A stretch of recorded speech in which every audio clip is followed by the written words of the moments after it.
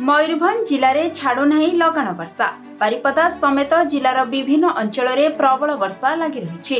बारिपदार विभिन्न वार्ड रे लोकों घरे पानी पशिबा सहित कृत्रिम बन्या परिस्थिति सृष्टि होईछि। कलाबाड़िया और बांगिरी पोसी को संयोग करुथिबा एमडीआर 49 रास्ता रेलवे क्रॉसिंग गोला पोल रे 6 फुटर पानी प्रभावित होउछि। बारिपदा शहर मध्य थिबा जराली सराली और सुकाजुड़ा नदी समेत बुढ़ाबलंग नदी रे जलस्तर वृद्धि होइछि। मधुबन स्टेडियम जलर्णव होइछि। वार्ड नंबर 8 रे तलिया मधुबन अंचल, वार्ड नंबर 27 रे तलिया अंचल रे घरे लहड़ी मारुछि वर्षा पानी। सेहिपरि एकर एकर चाष जमी संपूर्ण भावरे बुड़ी जाइछि। गतकाली संध्यारू चाली रहितिबा लगाण वर्षा पई सिमिलपाल अभयारण्य अंचल रे अतिरु अति प्रबल वर्षा रेकर्ड होइछि।